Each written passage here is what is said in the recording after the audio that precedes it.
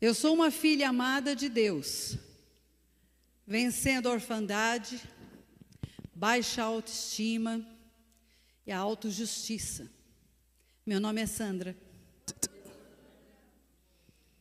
Sou a segunda filha de uma família de 8 irmãos. Eu não fui planejada, mas certamente eu fui aceita. Contudo, meu pai sonhava em ter um filho, homem, e acabou tendo 6 meninas na sequência. Meus pais eram filhos de imigrantes portugueses e italianos. Não são fáceis de encontrar memórias felizes na infância, além das brincadeiras com as minhas irmãs. Já as memórias tristes são comuns. Mudávamos de casa muitas vezes e repentinamente. Meus pais não comunicavam o que estava acontecendo, e isso gerava em mim insegurança, medo e um sentimento de ter que fazer alguma coisa para melhorar o ambiente da casa, sendo obediente, ficando calada e ajudando com as irmãs menores. Nós apanhávamos muito. Minha mãe era com chineladas e meu pai com cintadas, que deixavam marcas pelo corpo. Tinha muita vergonha de ir à escola e eu tentava sempre cobrir as marcas. Muitas vezes eu fui surrada pela bagunça ou desobediência de outra irmã. Outras vezes eu nem sabia ao certo por que estava apanhando. Isso gerou em mim um forte senso pela justiça. Me coloquei no lugar de juíza. Me cobrava para fazer tudo certo para não ter que apanhar. Mas me tornei uma pessoa muito crítica. Meus pais demonstravam amor com o serviço deles, especialmente minha mãe, que fazia de tudo para manter a casa em ordem, limpa, comida sempre no horário certo. Mas não haviam palavras de afirmação, de elogio ou incentivo. Pelo contrário, se fazia o certo, não havia feito mais nada do que obrigação. Mas se fazia o errado, a reprovação vinha de imediato. Isso me causou insegurança, baixa autoestima, desvalorização de tudo que eu realizava, acentuando ainda mais a minha autocrítica. Minha casa era instável. Nunca sabia como seria o humor do meu pai ao chegar em casa. Ele era inconstante no trabalho e foi se tornando pior à medida que nós crescíamos. Isso me deixava preocupada, buscando uma maneira de resolver, de tentar ajudar a família. Eu fui para a escola com 8 anos de idade, porque eu mesma fui fazer a minha matrícula. Na escola tinha dificuldade para enxergar o quadro negro. Meu pai não acreditou que o bilhete da professora me encaminhando ao oculista fosse verdadeiro. Dizia que eu fingia para querer usar um óculos. Isso me magoava muito, mas eu não me defendia, apenas me retraía. Sentia que não tinha valor, que meus problemas não eram importantes. Sentimento de ser injustiçada era sempre muito grande. Eu sentia que a minha família era desprezada, e isso me fazia sentir inferior a todos. Minha avó materna não havia aprovado o casamento de meus pais, e a minha avó paterna havia prevenido minha mãe de que meu pai não seria um bom marido. No ensino básico, eu era retraída, tímida e calada. Tinha medo de falar com os adultos. Sentia vergonha do lanche que levava, geralmente um pãozinho com margarina.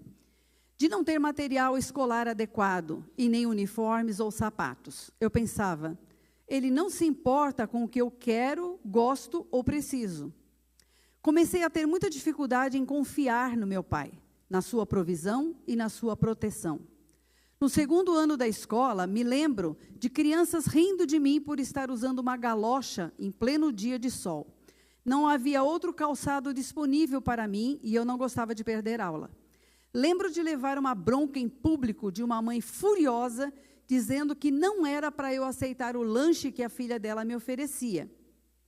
A menina levava uma variedade de lanches, sucos, achocolatados, maçã, bolo confeitado com chantilly, morango, que é o meu preferido até hoje. Senti tanta vergonha como se tivesse cometido um delito. Nunca mais aceitei e tive que assistir aquela garota jogando no lixo todo aquele lanche para a mãe dela pensar que ela comia. Eu não me defendi, porque não falava com adultos, mas ninguém me defendeu, nem a professora e nem os meus pais. E eu sentia solidão, inadequação e abandono. Fui alfabetizada e minha leitura era ótima. Criava histórias para contar aos meus irmãos. Era obediente, tentava ser a solução para os problemas da minha mãe, da minha casa. Acredito que foi amada apesar das distorções e confusões que havia nesse amor. No final das contas, meus pais estavam lá em casa e eu tinha o sentimento de pertencer àquela família. Eu sempre tive poucos amigos, porém duradouros. Eu era uma criança passiva que não revidava mesmo sendo ofendida ou agredida. Lembro que no 4º ano tivemos um amigo secreto. Meu pai nunca permitia que participássemos de nada que tivesse que pagar ou gastar dinheiro. Eu fui a única criança a não participar. No dia da revelação, todos ganhavam presentes, menos eu. Mas a professora resolveu sortear 2 presentes que ela havia levado. A classe toda dizia que eu não deveria entrar nesse sorteio por não ter participado do amigo secreto. Mas sabe de uma coisa? Eu fui sorteada e ganhei um perfume. Esse presente que eu amo receber até hoje. Só uma dica. Naquele dia, senti que houve justiça para mim, apesar da vergonha, saí da escola feliz. Eu não me sentia protegida pelos meus pais. Minha mãe parecia fraca e indefesa, e meu pai era estourado, imprevisível. Sempre nos culparia, fosse qual fosse a situação. Eu comecei a trabalhar com 12 anos, sofri assédio do patrão, mas só contava para minha irmã mais velha. Lembro que voltávamos meia-noite da escola, minha irmã, eu e uma amiga. Percebemos um carro nos seguindo. Minha amiga correu até a casa dela, onde a mãe já esperava na varanda. Ela foi gritando para a mãe abrir o portão. Eu e minha irmã subimos a rua de casa, quando na metade do caminho vimos aquele carro vindo atrás de nós. No desespero, entramos em uma viela, onde haviam quartinhos de aluguel para rapazes que vinham trabalhar em São Paulo. Batemos forte nas portas, porque 2 homens haviam saído de dentro daquele carro, vindo em nossa direção. Os rapazes saíram de roupas de baixo, de shorts, sem camisa, assustados, com nossos gritos pedindo socorro. Os homens entraram no carro de novo e fugiram. Bem, entramos em casa afobadas, acordando todo mundo e contando o que ocorreu. Meu pai olhou para nós e disse: com certeza vocês deram bola. Se viessem quietinhas para casa, não teria acontecido isso. Ali foi a grande decepção com meu pai. E foi tão grande que nunca mais considerei suas palavras. Perdi o respeito por ele no meu coração e duvidei sinceramente do seu amor por nós. Eu estava com 13 anos e lembro que meu pai buscava algo espiritual. Fomos do catolicismo ao espiritismo, seitas orientais. Finalmente, ele nos obrigou a participar de uma igreja pentecostal, onde fomos todos batizados. Eu e minha irmã começamos a fazer aula de música aos sábados, com o líder da banda e um outro irmão. Mas o assédio foi tão intenso que eu abandonei as aulas, mas nunca contei aos meus pais o ocorrido. Eu e minha irmã mais velha trabalhávamos e nosso salário era integral nas mãos do meu pai, que administrava o dinheiro. Não havia dinheiro para lanche ou qualquer necessidade feminina. O senso de injustiça foi tomando conta de mim. Meu pai era frustrado porque queria fazer faculdade de medicina e nunca teve apoio dos pais dele. Mas dele era exigido que levasse todo o salário do mês para casa. Adivinha, ele fez o mesmo com a gente. Nessa época, eu pensava muito em revolução, porque tudo era injusto, tudo era contra os meus sonhos e planos. A cada ano eu via tudo distante, uma faculdade, viagens, ser missionária. Nesse meio tempo, meu pai começou a sair com a secretária dele e minha irmã menor descobriu e contou para minha mãe. Ao ser confrontado, ele ficou ofendido, envergonhado e saiu de casa. Abandonou a família com filhos pequenos. Prometemos para minha mãe que cuidaríamos de tudo. Nesse período, eu fui trabalhar em uma empresa japonesa e ali comecei a fumar. Estava passando um dos piores momentos da vida. Era arrimo de família aos 17 anos, sem esperança de poder estudar, me sentindo confusa, perdida e cheia de ira. Quando meu pai saiu de casa, eu esperava um pouco de apoio por parte do pastor de onde congregávamos, mas ele nunca perguntou nada. Não foi sequer fazer uma visita, e eu fiquei revoltada e nunca mais voltei na igreja. Eu entendi que estávamos por nossa conta e que até Deus nos havia abandonado. Eu percebia minha mãe como uma pessoa frágil, dependente, e um pai irresponsável e instável. Ele nunca perguntou como pagávamos as contas ou estávamos vivendo, nunca ajudou com um centavo. Os mais novos tinham 4 e 5 anos quando ele foi embora. Ninguém nunca perguntou nada. Fomos vivendo e sobrevivendo. Apesar de perceber isso tudo, eu sempre respeitei meus pais, mas meu coração era como se eu já nem tivesse pai. Ao me converter, finalmente, eu perdoei tudo e acertei a minha vida com ele. Nessa fase da minha adolescência, dos 16 aos 17 anos, eu me envolvi com um homem divorciado, mais velho do que eu. Eu tinha um sentimento de que meu pai voltaria se soubesse disso, que viria me corrigir. Foi uma escolha que fiz, uma rebelião para chamar a atenção do meu pai. Eu me sentia uma menina feia, diminuída, injustiçada. Acreditava que não merecia nada além do necessário, do mediano. Eu era mediana. Meu salário mensal sempre foi todo para as despesas da casa. Quando meu pai foi embora, continuou do mesmo modo. Outra irmã começou a trabalhar e assim íamos pagando as contas e tentando sobreviver. Mas eu não pude fazer cursinho e nem mesmo a universidade. E eu sonhava em estudar linguística, aprender línguas, sonhava em viajar pelo mundo e ser uma escritora, mas eu sabia que era irreal, absurdo e impossível. Fui me tornando confusa, meio guerrilheira, justiceira, revoltada. Me juntei com quem falava mal do governo. A culpa de toda a minha tristeza e desgraça era de Deus, do governo, dos meus pais, dos líderes religiosos, menos minha culpa. Era boa funcionária, boa aluna, boa filha, mas havia uma rebelião dentro do meu coração que me levou a decisões que me feriram profundamente. Eu oscilava entre autopiedade e autocrítica. Comecei a ver a vida como algo sem sentido. Desejava morrer, pois havia mais coerência na morte do que na vida. Trabalhava muito, comia mal, dormia pouco e via a vida passando por mim. No último ano do ensino médio, meu professor, com muito pesar, me disse que nós ali da escola pública não tínhamos a menor chance de passar no vestibular. Isso me encheu de ira e tomei decisões erradas que trouxeram todo tipo de dor e amargura, desencanto, frustração e vergonha. Mas a pior culpa que eu sentia, foi quando cheguei a pensar em morte para terminar esse sofrimento.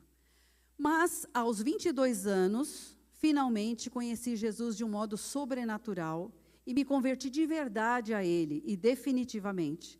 Foi tão forte a minha conversão que eu decidi pagar pelo menos 1 ano de teologia. Deixei a responsabilidade da casa com as minhas irmãs e aos 23 anos fui morar em outra cidade para estudar a palavra de Deus. Daí em diante a minha vida tinha sentido. Eu era desconfiada com o sexo oposto e não queria nenhum tipo de envolvimento. Me entreguei a Cristo, tinha apenas amigos e irmãos em Cristo. Depois de vários cursos e treinamentos, fui parar em uma ONG missionária, onde trabalhei por mais de 30 anos. Ainda na juventude, tive algumas decepções com líderes cristãos, mas eu já estava madura para entender. Nesse processo de conversão, eu perdoei meus pais, especialmente meu pai, e consegui me sentir livre das cadeias do pecado. Então, eu era, na adolescência, justiceira, lutava pelo indefeso e oprimido, e isso seguiu comigo depois da conversão. Houve situações de injustiça dentro da missão em que eu saí em protesto como uma porta-voz do grupo. Mas na hora H, todos saíram fora e eu fiquei como a única que via injustiça. Ali aprendi uma grande lição. Não ir onde Deus não mandou, não fazer o que Deus não mandou fazer. Nunca fui de mentir, manipular, fazer dívida ou coisas assim. Fazia tudo certinho para que ninguém viesse apontar o dedo para mim. Puro orgulho. Se alguém me acusasse de algo que eu não havia feito, eu virava o mundo para provar a minha inocência. Não lembro do meu passado com glamour, mas com nojo, com pesar. Sinto que fui perdoada e ganhei uma nova vida. O trabalho com os povos indígenas foi um grande privilégio que Deus me deu, pois enquanto anunciava o evangelho da salvação, também os tirei do analfabetismo e alienação social.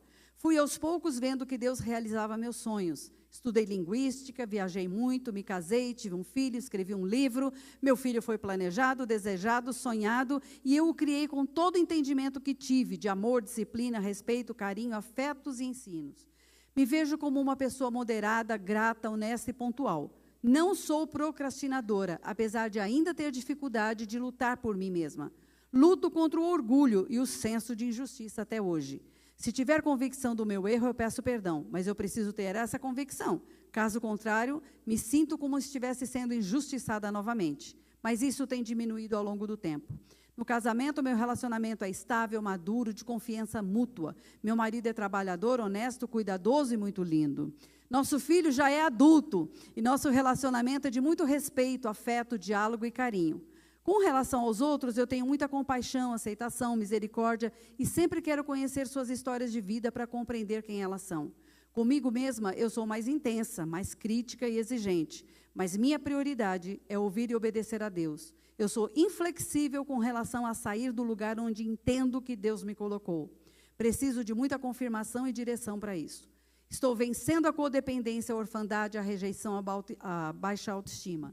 Hoje eu me sinto livre, perdoada, redimida, guiada pelo Espírito Santo e, apesar da idade, sinto disposição de obedecer qualquer coisa que Deus me mande fazer, porque eu sou uma filha amada de Deus.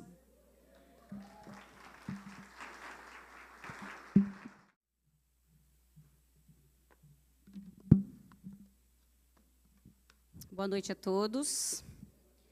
Eu me chamo Andréia, sou uma filha amada de Deus, lutando contra orfandade, codependência, medo, procrastinação, controle e perfeccionismo.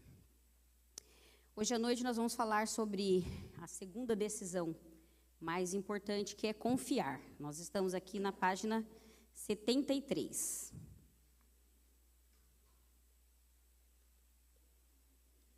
E eu ouvi gente falando lá atrás que foi marmelada essa esquete, porque marido e mulher não vale, né, Moisés? Eu não ia contar quem é a pessoa que falou, mas eu escutei lá de trás, das bandas da Sandra ali, ó. Esse aí, né? Estou sabendo. Amém? Eu preciso confiar.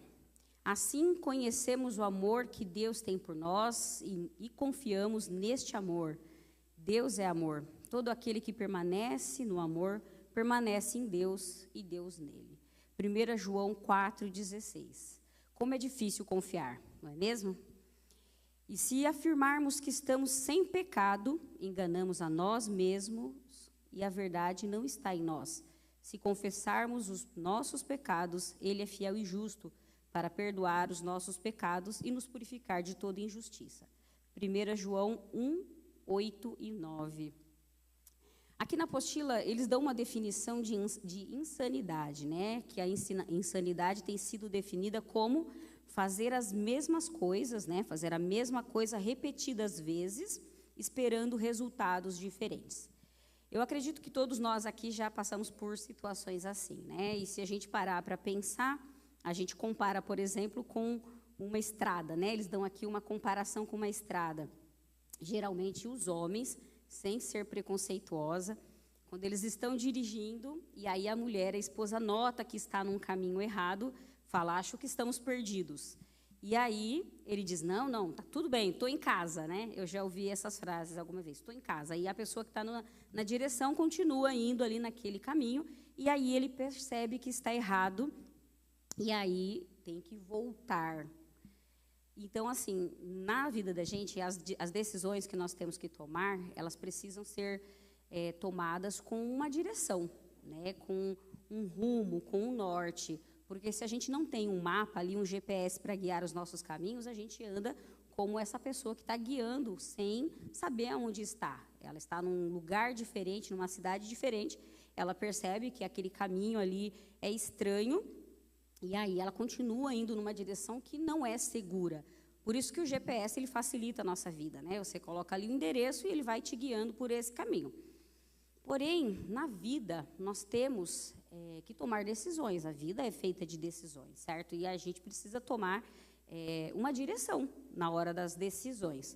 E quem é o nosso GPS, né? A gente pode levar em consideração algumas questões, né? Se você é uma pessoa que tem os seus valores muito arraigados, se você confia muito naquilo que você acredita que os teus valores te guiarão, que isso é que vai direcionar a sua vida, ok? Mas aqui no 30 Semanas nós estamos ressignificando a palavra confiar. Assim como a gente viu aqui no testemunho da Sandra, né, que muitas vezes a gente tem que olhar para uma situação que foi de negligência, de abandono, onde você tinha que confiar, onde você esperava que a pessoa mais próxima e deveria passar para você mais confiança te deixa na mão, confiar se torna muito mais difícil do que normalmente é. Já é difícil para você se entregar, assim como a Vera mostrou aqui na frente, né? A gente se joga no colo de Jesus, mas com reserva, né? Eu já vi o exemplo de uma pessoa que estava pregando, ela falou que quando ela se converteu, é como se ela tivesse convidado Jesus para andar no carro com ela, mas ela estava no volante. Então, ela falou, Jesus, senta aqui do meu lado. E ela que estava controlando, ela que estava dirigindo a vida. Então, confiar é você convidar Jesus para entrar no seu carro e dar o volante para ele guiar. E isso é desafiador, porque no início a gente tem a ideia de que nós entregamos a nossa vida para Jesus, e aí, a partir daí, acontece uma mágica, mas não é mágica, é um processo. E é isso que nós estamos vivendo hoje com 30 semanas, esse processo. Por isso que uma vez por semana a gente se reúne e reflete a respeito desses assuntos tão importantes, que agora, hoje, nós estamos falando sobre confiar. Amém? Vocês estão bem? Estão cansados, com sono? Fome? Amém? A Letícia tá, gente. Mas vamos lá. Você já andou em um lugar desconhecido sem ter a real noção de quando chegaria ao seu destino? Ainda por cima, carregando uma mochila pesada? Quem já viveu essa ou semelhante experiência sabe o quanto é demorado e doloroso o percurso. Podem haver momentos em que pensamos em desistir ou em tomar o caminho mais fácil, pois nosso corpo não está projetado e preparado para este peso adicional. Então, a caminhada, o processo, esse caminho já é desafiador. Com o peso, ele passa a ser muito mais desafiador.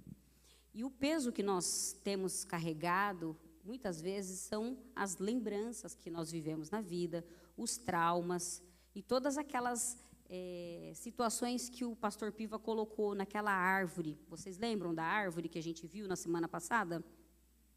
Que são os nossos bloqueadores, né? Que são os abusos, traumas, escolhas erradas e escolha de outros que recaíram sobre nós. Então, a vida já é um desafio, o processo que nós vivemos ao longo da vida já é desafiador, tomar decisões e se posicionar na nossa vida é desafiador, só que com um fardo nas costas, com o peso da culpa, do medo, do trauma, é muito mais pesado. E esse processo ele fica cansativo. Por isso que muitos se queixam. Eu vivi por muito tempo, até foi o motivo pelo qual eu estou fazendo, um dos motivos pelo qual eu estou fazendo esse processo do 30 semanas, é justamente a codependência anulativa, né? A princípio, lá na minha história, comecei como uma pessoa codependente impositiva, que eu gostava de controlar as coisas, ainda gosto se eu não tomar cuidado, e passei a ser anulativa. Só que ser anulativo é você deixar tudo o que você tem para fazer o que o outro quer, sem negociação, sem democracia, entende? E aí o fardo vai ficando pesado, porque você percebe que todas as escolhas que você faz na vida é sempre em prol de alguém. E aí no começo você fala, olha, como eu sou boazinha, como eu sou cristã. Só que aí o fardo vai ficando muito pesado, porque você não diz não. Aí você abraça um monte de compromisso, você quer ajudar muitas pessoas, você se compromete com vários compromissos, porque você não sabe dizer não. E aí você passa a falhar nos compromissos, a não honrar aquilo que você se comprometeu, ficando desmoralizado, ok? Porque você abraçou mais do que devia. E isso é um fardo muito pesado de carregar. Então, quando a gente começa o processo do 30 semanas, você chega a essa clareza. Você fala, puxa, eu achava que isso era uma virtude. De fato, eu pensava que isso era uma virtude minha, que eu ajudava todo mundo, que eu estava em vários lugares ao mesmo tempo, e que esse cansaço que eu sentia era porque eu era um pouco egoísta e queria descansar um pouco. E, na verdade, não. Era o meu corpo dizendo, chega, né, descansa. Então, 30 semanas me abriu os olhos para isso e eu percebi que esses fardos que eu carregava podiam ser entregues para Jesus. Amém? E ele prometeu, vou ler aqui Mateus 11, 28. Venham a mim todos os que estão cansados e sobrecarregados, e eu lhes darei descanso. Eu já sabia disso. Eu sempre soube disso, né, porque eu entreguei minha vida para Jesus, eu tinha 16 anos, então a minha caminhada com Cristo, ela é antiga. Então, o 30 semanas, ele me trouxe uma nova roupagem, né, reinventou esse versículo para mim, né, porque uma coisa é você ler e ouvir o pastor pregando aqui na frente, outra coisa é você praticar isso na sua vida. Amém? Então, antes de decidir qual caminho seguir, nós temos que ter em mente que há lugares que levam ao descanso e outros ao caos. Aí tem aqui uma pergunta de reflexão. Vocês estão acompanhando? Estamos na página 75. Você tem alguma dúvida sobre qual caminho seguir? Aí vocês vão preenchendo, tá? Essa apostila é de vocês e é o seu guia aí, o seu diário, tá? Então, pode rabiscar, fazer anotações, dúvidas que vocês tiverem. Ao se deparar com uma decisão importante, aí nós temos aqui 3 pontos que a gente leva em consideração, 3 não, 4, que nós levaremos em consideração. Ao se deparar com uma decisão importante, escolha ouvir a opinião de Deus. Esse é o primeiro ponto mais importante. Confie no Senhor de todo o seu coração e não se apoie no seu próprio entendimento. Reconheça o Senhor em todos os seus caminhos e Ele endireitará as suas veredas. Então, quando nós vamos tomar uma decisão, seja ela da mais simples até a mais complexa, nós devemos ouvir a voz de Deus. A gente precisa orar, ler a Bíblia, né? Porque essas são as formas que Deus usa. Deus usa profetas, Deus usa o pastor, Deus usa um irmão para falar conosco. Então, nós precisamos estar conectados com Deus, porque se a gente não estiver conectado, qualquer voz vai ser a voz de Deus, amém? Porque assim, quando a gente quer alguma coisa muito fortemente na vida, a gente começa a pedir para Deus sinal, né? Senhor, se amanhã nascer o sol, é sinal de que o Senhor está comigo nessa ideia. É óbvio que o sol vai nascer amanhã, mas a gente tem essa tendência, né? Quem nunca na vida fez esse tipo de coisa, né? Pedir um sinal para Deus, que é óbvio, né? E, na verdade, ouvir a voz de Deus é muito mais profundo do que isso. Exige conexão, né? Leitura da Bíblia, oração, jejum. Amém? Então, vamos tomar uma decisão importante? Confiamos no Senhor e colocamos diante dEle, buscamos a resposta dEle.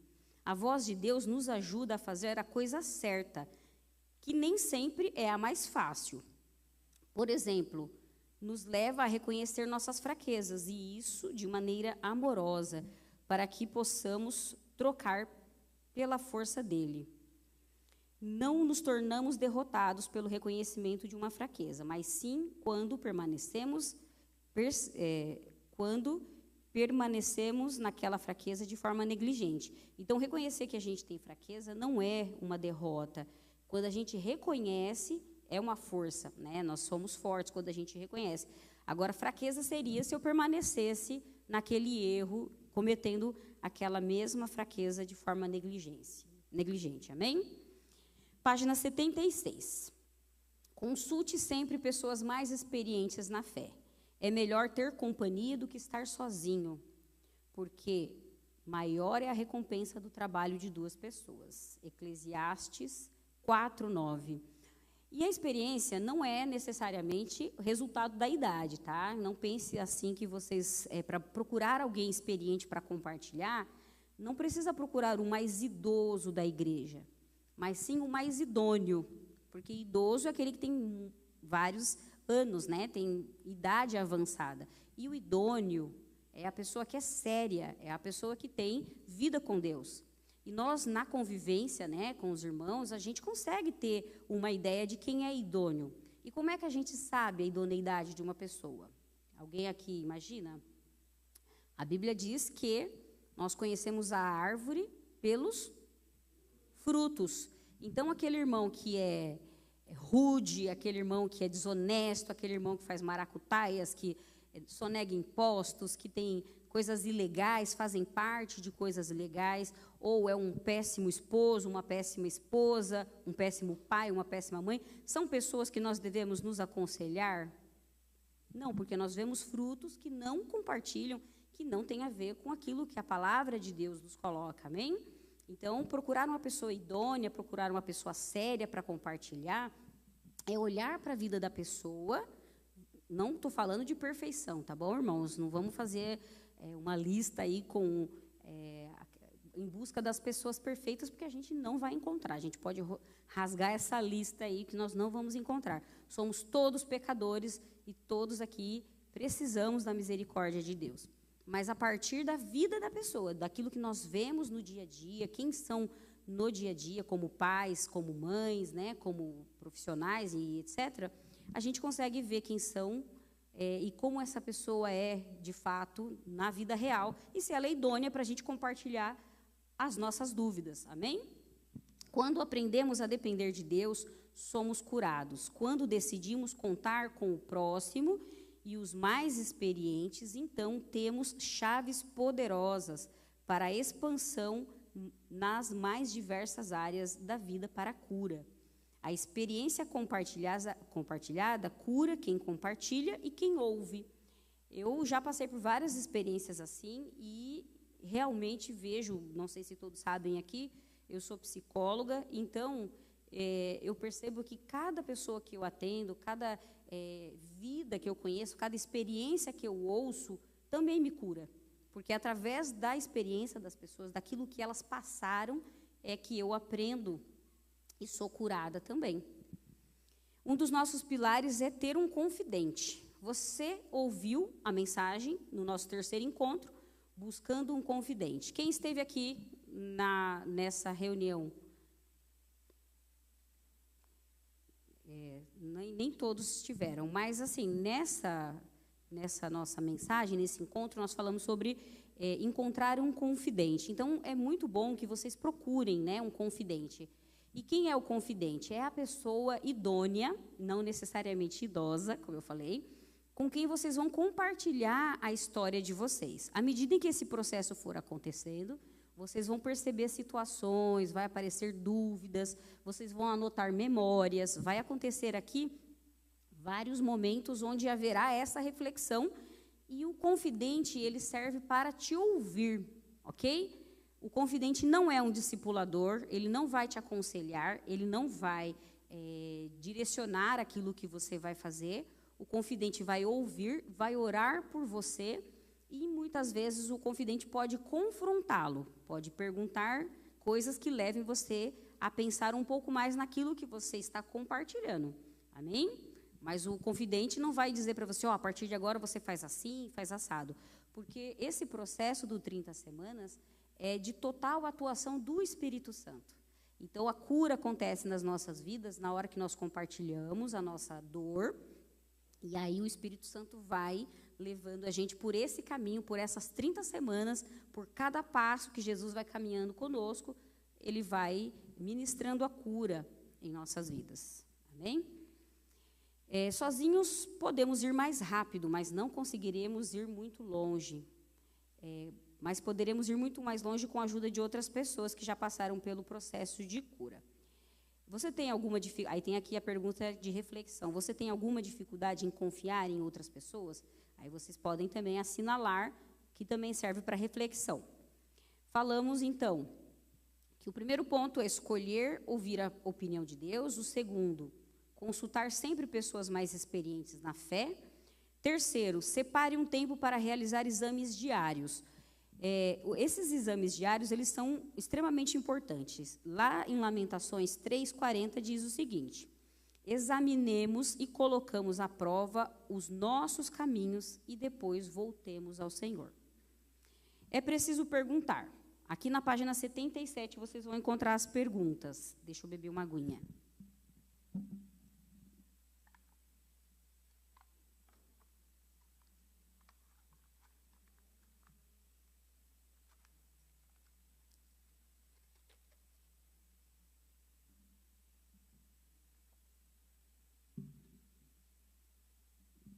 Vocês encontraram? Tem uma listinha aqui, ó. O que é preciso perguntar? O que eu fiz de bom? Em quais áreas cometi erro? Eu disse ou fiz qualquer coisa que tenha magoado alguém? Devo reparações a alguém? O que aprendi com os meus erros? Demonstrei amor pelos outros? Agi de maneira áspera com alguém? Alguém me fez algo que me deixou triste, decepcionado ou furioso? Tive alguma parcela de responsabilidade? Foi evidente minha alegria em me relacionar com Deus? Devo algum pedido de perdão a alguém? Cumpri com a palavra empenhada? Agi com gentileza e autocontrole? Essas perguntas, elas servem para você fazer essa autoanálise, né? Esse autoexame, você olhar para dentro. Porque o outro pilar aqui do 30 semanas é que você não está aqui para tratar o problema do outro. Você está aqui para tratar os seus próprios problemas. Tanto que na partilha, vocês lembram daquele cartãozinho eu? É para que a gente não fique falando do outro, né? Porque já pensou, seria muito fácil para mim chegar aqui e compartilhar, falar que o meu marido, né, eu sempre brinco, que ele deixa as coisas jogadas e tal. Eu posso chegar aqui e falar que toda a culpa da minha vida, todo o problema que eu tenho é culpa dele, né? Mas esse não é o propósito do 30 semanas. O propósito do 30 semanas é a gente aprender a olhar para dentro, é olhar para nós, para a nossa vida, fazer esse autoexame e ser honestos, né? E assumir o nosso erro. Então, lá atrás, a gente aprendeu a admitir que nós precisamos de melhorias, né? Que a gente tem pecados e falhas que precisam melhorar. Então, essa listinha aqui, ela ajuda a gente a se direcionar nesse momento de autoanálise. E tem algumas dicas aqui embaixo, na página 78, aqui no meio, debaixo da listinha. Mantenha um diário, comece escrevendo algo pelo que esteja grato, que é bom lembrar, né, que nós somos gratos. Procure comportamentos errados e reincidentes, por exemplo, isso é muito importante, né? Você perceber os padrões que vocês têm, né, que nós temos, né? Procurar comportamentos errados que são reincidentes. Por que eu sempre faço a mesma coisa? Por que eu sempre repito esse mesmo comportamento? Por que eu penso sempre da mesma forma? Por que eu sempre acho que as pessoas estão me maltratando? Ou por que eu sempre acho que as pessoas estão querendo me prejudicar? Entendem? Então, esse tipo de análise é importante. Nós procurarmos esses comportamentos que são repetitivos, esses padrões de erros. Ore e compartilhe com o seu confidente. Lembre-se, equilíbrio sempre. Então, o confidente serve para essa troca, né, para essa conversa aí. Amém? Vocês estão me acompanhando? Estou falando muito rápido? Não? Então, tá bom. Muito bem. O quarto ponto, que é escolher sempre a direção da liberdade. Foi para a liberdade que Cristo nos libertou. Portanto, permaneçam firmes e não deixem submeter novamente a um jugo de escravidão. Então, nós estamos aqui para sermos livres, amém? Nós entregamos a nossa vida a Jesus, nós sabemos que Ele é poderoso e para nos segurar quando a gente se joga, né? A gente confia nele, a gente diz que confia nele, e nós estamos trilhando esse caminho, né, de crescimento espiritual, de mudança de vida, só que nós precisamos entender que muitas coisas, esses traumas que foram comentados, eles nos aprisionam. Então, nós estamos aqui para sermos livres. Além de salvos, nós temos que ser livres e ter uma vida liberta. Amém? Eu quero isso para a minha vida, porque ser cristão, ser crente, né, frequentador de igreja, é fácil. O difícil é você ter uma vida 100% livre, uma vida liberta, onde você não carrega os fardos que eu comentei anteriormente. Muitos culpam a Deus pelo estado atual de suas vidas. Por que Deus não interveio? Por que Deus não... se Ele é bom, por que Ele não veio e mudou tudo, né? Quantas pessoas daqui já ouviram essas perguntas? Eu já ouvi várias vezes, né? Por que se Deus é tão bom assim, por que tem guerra? Né? Por que tantas crianças morrem? Por que há tanta doença no mundo? Então, essas perguntas são comuns, né? E Deus escolhe, a resposta para essas complexas perguntas é simples. Deus escolheu o caminho do amor, da liberdade e da responsabilidade. Ele poderia escolher o caminho da tirania, da autocracia, impondo de forma impessoal a sua santa e boa e perfeita vontade. Mas ele decidiu, antes da fundação do mundo, dar aos seus filhos a oportunidade e a felicidade da escolha. Então, hoje nós vivemos aquilo que é fruto das nossas escolhas. Amém?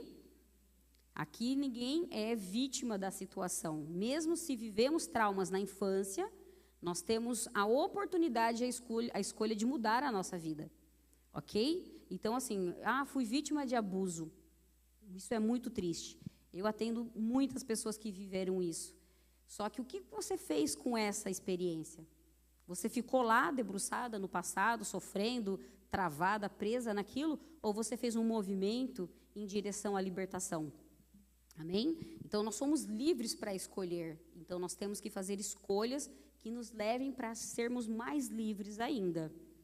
Pois aquele que, sendo escravo, foi chamado pelo Senhor, é liberto e pertence ao Senhor. Semelhantemente, aquele que era livre, quando foi chamado, é escravo de Cristo.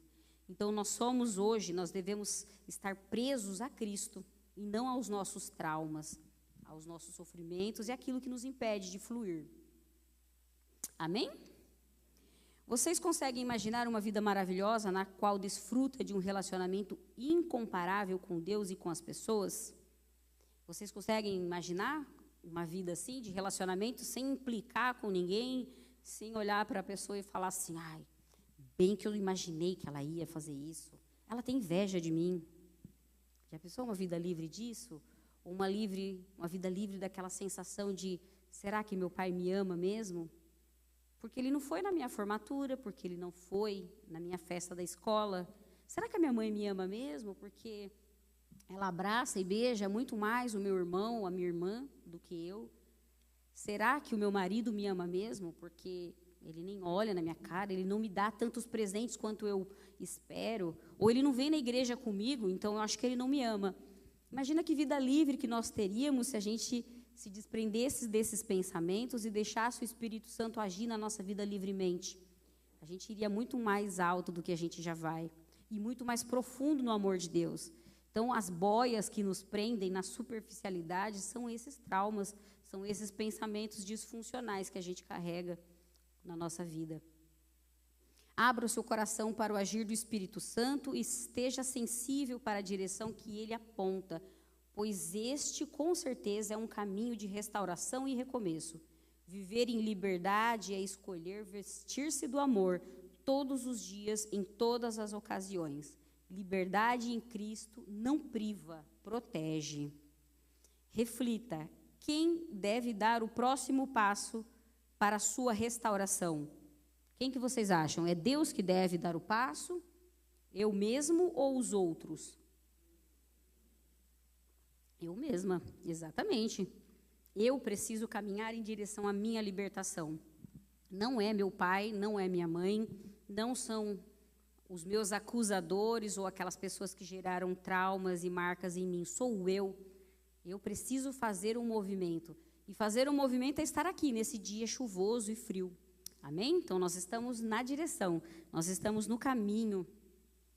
Sabemos que confiar é um processo e um esforço diário até que você recrie o ambiente de confiança que todos merecem. Acima de tudo, você mesmo e Deus.